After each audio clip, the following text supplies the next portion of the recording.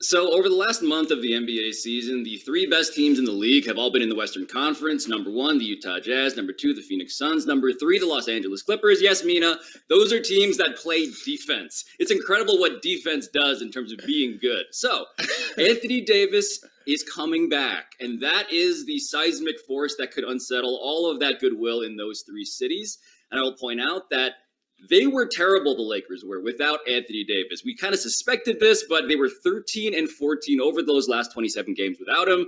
Now Frank Vogel is saying, well, maybe we'll work him in 15 minutes at a time to get him sort of ready for NBA full court action once again. But it all comes down to the same question to me. How serious do you take the three teams that I mentioned at the very beginning of the show? If you take them super seriously, then Anthony Davis actually has a real hard road ahead of him. But if you still believe that Anthony Davis and LeBron James are the two best players in the Western Conference, as I do, it's easy, again, to say, whatever to those three teams. I don't see how you cannot take them super seriously if you've been watching what's going on. I understand that the playoffs are a different animal, blah, blah, blah. I get it, and I believe that it is true. But Anthony Davis has been sitting out since February with some issues with his Achilles and calf. Like, that's terrifying. So, yes, if he comes back, and also LeBron comes back, and they get in a groove and get comfortable, yes, I still pick them over everyone else, but those are major ifs. Like, we can't guarantee that Anthony Davis is going to be the same player or that him and LeBron are going to work well together.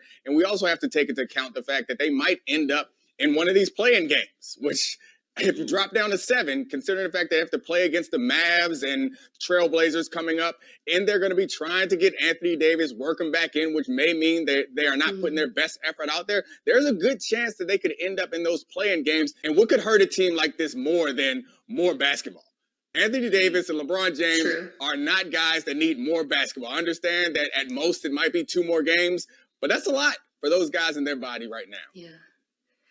This really taps into, I think, like the central question of the NBA right now, which is how seriously or how scared should we be of teams when we don't know if their stars are playing and how healthy they are? Because if all of their stars are playing, both the Lakers and the Nets, yes, Pablo, the Nets seem fated to meet, as you guys have said. If not, we do have to take teams like the Suns and, the Jazz seriously. And I would love to be a basketball hipster and endear myself to the state of Utah, which has many beautiful national parks, by saying we should take the Jazz seriously regardless, because the three-point shooting is fantastic and they're so balanced and they've been so good. But I'm with you guys. If LeBron and AD are both out there, I'm not going to pick against them. I mean, when they were together, they were plus 17 points per 100 possessions. When Anthony Davis was at the 5 and LeBron was at the 4, they were plus 64.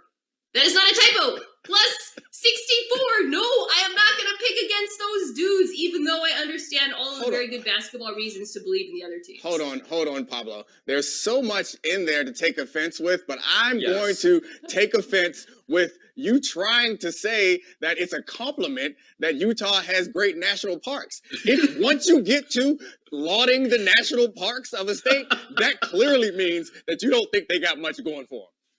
This disrespect is an insult. Spoken like someone who has never seen the arches. They are majestic. that is tantamount to saying, got a great personality. What do you think about that, Pablo? Great personality. Like, that's the same thing. You skip right to personality because all the other normal compliments are out of the way. If you are calling me, like, I don't know, the Yellowstone of sports analysts, I will take that compliment. Thank you very much.